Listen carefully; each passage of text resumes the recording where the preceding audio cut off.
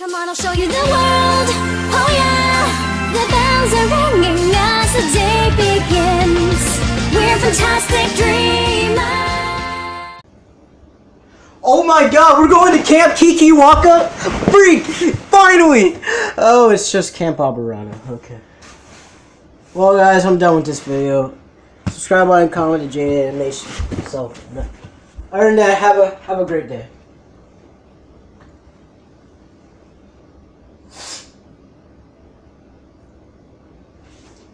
I'm joking. We're not doing that. Hey guys, my name is Jaiden. Welcome to another video, and today we're reacting to my time at Camp Operetta from Jaiden Animations. I probably said this so wrong, but I'm sorry.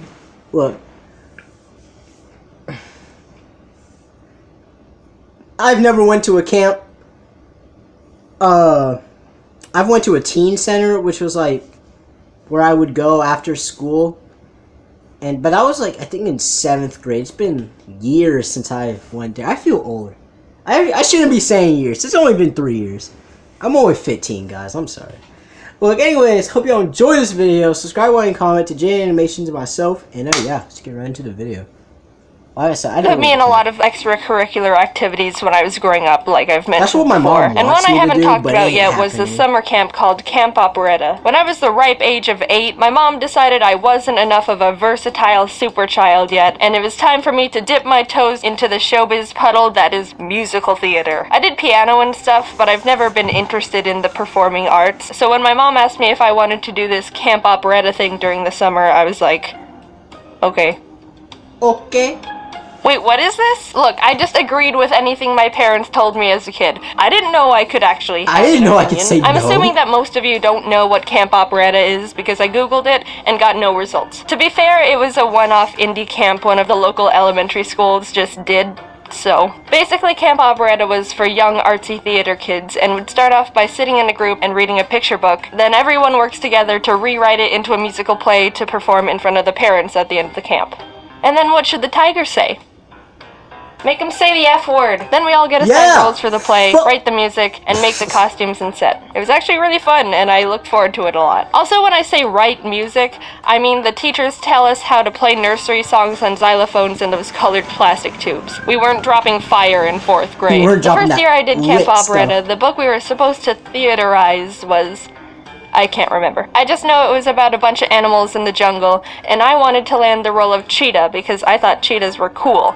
And obviously, I'm the best cheetah out of all you losers. She wasn't the main character, but I've never been a main character kind of guy. I'm the I can't cope with #1 spots because the expectation, spotlight, and stress is enough to break me kind of guy. So that's why I'm always happy to sit at like #2 in most things. It proves, hey, I'm talented and hardworking enough to land an important and high up role without complete judgment and pressure of being at the top with everyone waiting for you to mess something up. Bit of a depressing life hack for you guys. Spoiler alert, I nailed the audition and reeled myself in the role of cheetah. The catch was there were too many kids in the camp for the amount of characters in the play, so what the teachers decided we'd do was assign 2 people per character, and then halfway through the play, switch out casts. The girl who landed Cheetah 2 was this one girl who I don't remember the name of, but I thought she was super cool because she only had 1 arm. It's a good thing the teachers didn't care that the 2 kids who shared a role didn't have to look similar because they'd either have to dye her hair dark brown and make her look Asian somehow, or chop one of my arms off. We made masks out of paper plates, painted a jungle scenery on big sheets of paper for the background.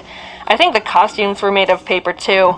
Look, they didn't have much money. I remember one day I decided I wanted to bring my favorite stuffed animal to camp with me and show him off to the other kids. It was this stuffed mouse I got at a bookstore I named Raoul, spelled R-A-O-O-L-E, because that was 8-year-old me trying my best. I brought out Raoul during lunch/break time, and we all started playing with him. We stood in a big circle and tossed him hot potato style to each other, and after a few minutes of this, I went to go use the bathroom real quick. Raoul's always been really special to me because he was the first purchase I made completely on my own without my parents' permission. At the end of the school year, if you read enough books and took a little test to prove you read it, you'd get to go on a field trip to a bookstore. And I, being the bookworm I am, barely scraped in by reading the bare minimum amount of books to make it. In a desperate attempt to make the cut in time, I even requested a bunch of random book tests. In some miracle, I'd guess enough answers right to pass and get points for.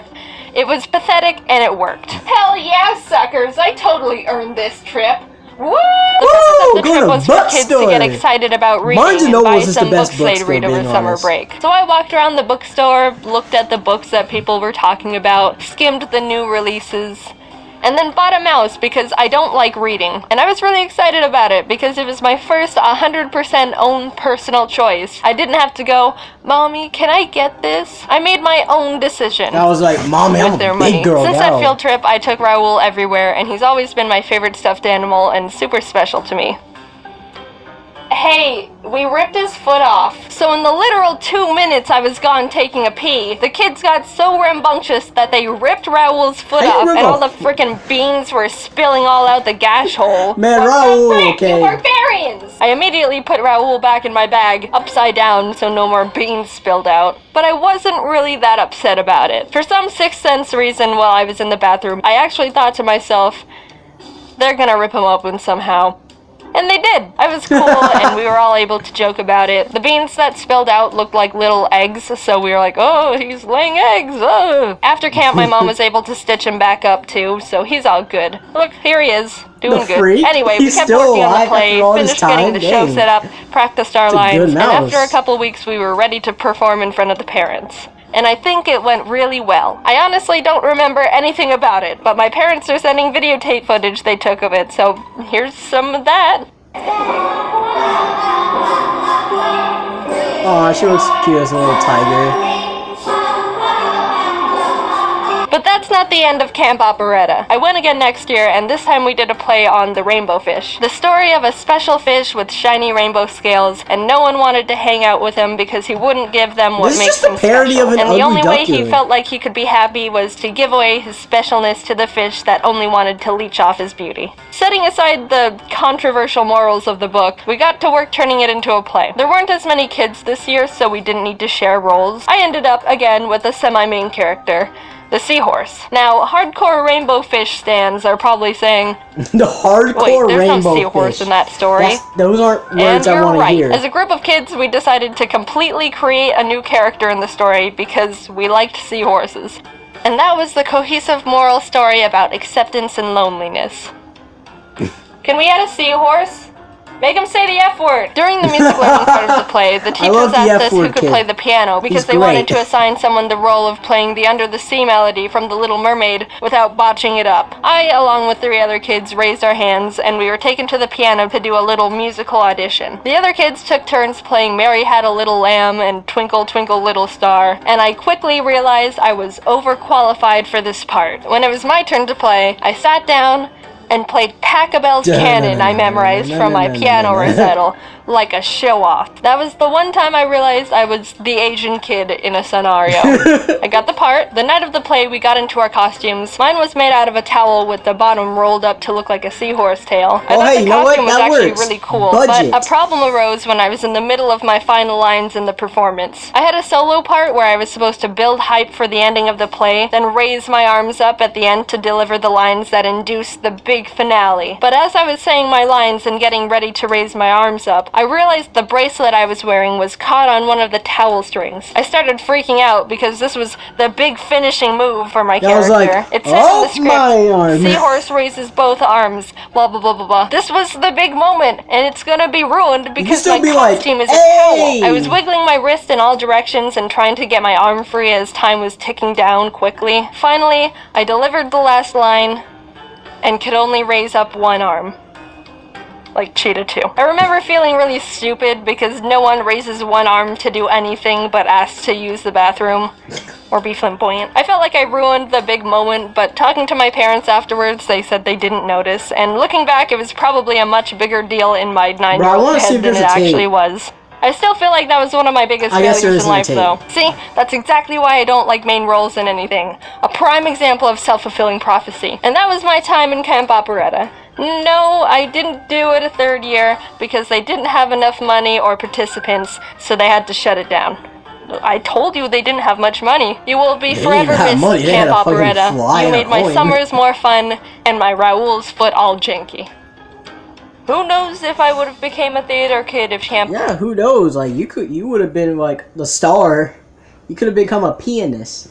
But anyway, guys, if if y'all want to watch the rest of this, and you can go watch the original video. But anyways, hope y'all enjoyed this video. Subscribe, like, and comment to Jaiden Animations and myself. Have a great day. Have you ever went to camp? And if you have, what was your experience? And other than that, yeah. Goodbye, my fellow reactors.